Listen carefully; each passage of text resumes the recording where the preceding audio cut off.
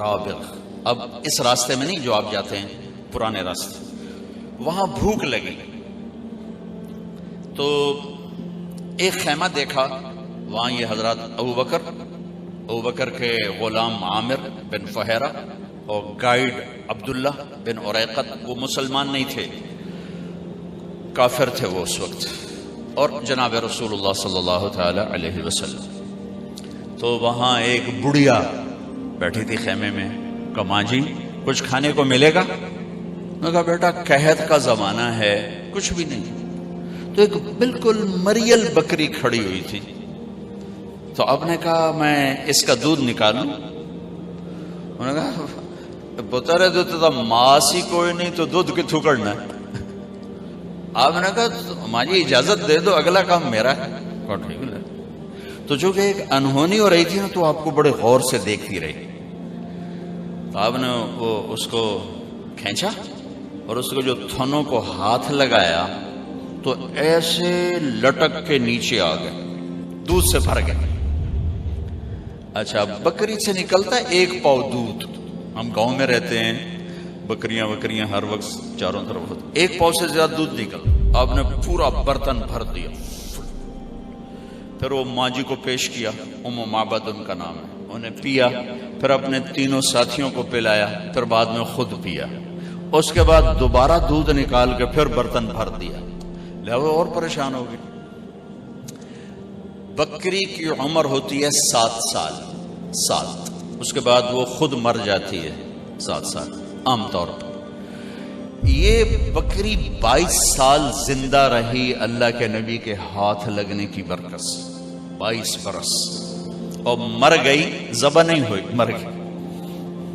حضرت عثمان کے زمانے میں جا کے مر گئی کھڑے کھڑے. شام کو جب اس کا خامد آیا تو اس نے دیکھا برتن میں دودھ. کہنے لگا یہ دودھ کہاں سے؟ انہوں نے کہا یہ بکری سے. کہا تیرا دماغ خراب ہے، اتو کتوں نکل آیا؟ ماں سے دے اتے کوئی نہیں، دودھ کتوں آ گیا؟ اسی سے ایک برکت والا نوجوان آیا تھا، کوئی اس کے ہاتھوں میں ہی برکت تھی. تو کہنے لگا کیسا تھا ذرا بتاؤ. تو اس نے ہمارے نبی کا حلیہ بیان کیا. انہوں نے کہا رأیت رجلا ظاہر الوضاء ابلج الوجه حسن الخلق لم تعبه ثجلة لم تزر به سعلة أزج أقرا وصيم قصيم في عينيه دعج في صوته صحت في لحيته كثافة في عنقه سطع إن تكلم علاه البهاء وإن سكت علاه الوقار فهو أندر الثلاثة. سبحان اللہ، کیا خوبصورت اس نے ہمارے نبی کو ایسے اپنے ہمارے سامنے کھڑا کر دیا. وہ کہنے لگی میں نے ایک نوجوان دیکھا، مجھے یوں لگا جیسے 14ویں کا چاند کپڑے پہن کے زمین پہ اتر آیا ہو. مجھے تو ایسا لگا جیسے 14ویں کا چاند خود ہی اتر آیا ہو کپڑے پہن کے. چمکتا چہرہ، خوبصورت جسم، پیٹ بڑھا ہوا نہیں، سر کے بال اڑے ہوئے نہیں، یعنی گنجے نہیں، سر سے لے کر پاؤں تک چمکتا ہوا جسم. جدھر سے دیکھتی تھی حسین نظر آتے تھے، قسیم، جتنا دیکھتی تھی دیکھنے کا شوق بڑھتا تھا.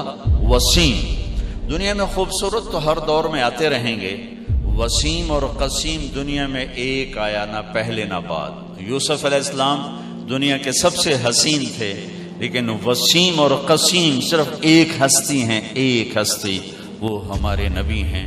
کہ وسیم اسے کہتے ہیں جس کو جتنا دیکھا جائے اتنا دیکھنے کا شوق بڑھے، آنکھ نہ بھرے، آنکھ نہ بھرے. اب ایک دفعہ دیکھتے ہیں زیادہ شوق ہوتا ہے، دوسری دفعہ اس سے کم، تیسری دفعہ اس سے کم، آخر میں آپ کہتے ہیں یار ویکھو یا چھڈو پرا، ویکھو یا چھڈو پرا. وسیم اسے کہتے ہیں جس کو زندگی بھر دیکھو آنکھ نہ بھرے، اسے کہتے ہیں وسیم. اور قسیم اسے کہتے ہیں کہ جس کو جدھر سے دیکھو ہر طرف سے حسن کے جلوے ہوں، اسے کہتے ہیں قسیم. سر سے لے کر پاؤں کے ناخن تک، سر کے بالوں سے پاؤں کے ناخن تک جس کی ہر چیز خوبصورت ہو اس کو کہتے ہیں قسیم. تو میں اس بی بی پہ قربان جاؤں، اس نے کیا وصف بیان کیا، کیا یوں لگا جیسے چاند کپڑے پہن کے آ گیا ہو، یوں لگا جیسے 14ویں کا چاند زمین پہ اتر آیا ہو. جدھر سے دیکھتی تھی حسن ہی حسن تھا، اور جتنا دیکھتی تھی دیکھنے کا شوق بڑھتا تھا. آنکھیں بڑی خوبصورت.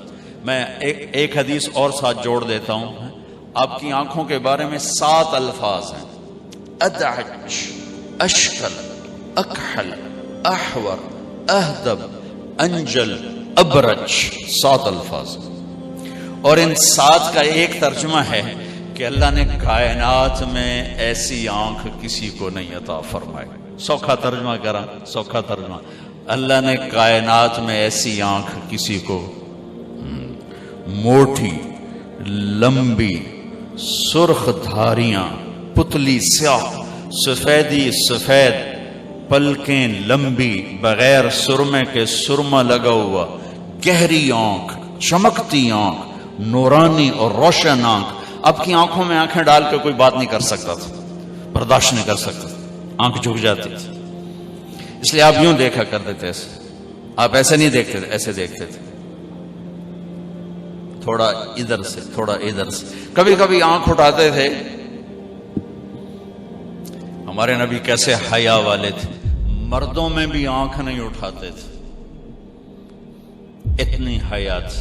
عورت تو بڑی دور کی بات، مردوں میں بھی حیا کی وجہ سے آنکھ بھر کے نہیں دیکھتے. کبھی کبھی آپ کی جب آنکھ اٹھتی تھی تو پھر سارے صحابہ ایسے ہو جاتے تھے، آپ کو کوئی دیکھ نہیں سکتا تھا. صرف 2 آدمی آپ کو دیکھ سکتے تھے، ایک ابو بکر اور ایک عمر، بس باقی کو نہیں دیکھ سکتا تھا. تو وہ بی بی کہنے لگی کیا خوبصورت آنکھ تھی، اور بھویں لمبی گول کمان کی طرح. فی صوتہ سحر، آواز میں ایک جادو تھا، کشش، روح، نغمہ تھا آواز میں. یہ ساری آواز کی کوالٹیز. آواز میں روب ہو تو نغمہ نہیں رہتا، نغمہ ہو تو روب نہیں رہتا ہے. لیکن میرے نبی کی آواز میں نغمہ بھی تھا، روب بھی تھا، کشش بھی تھی، جادو بھی تھا.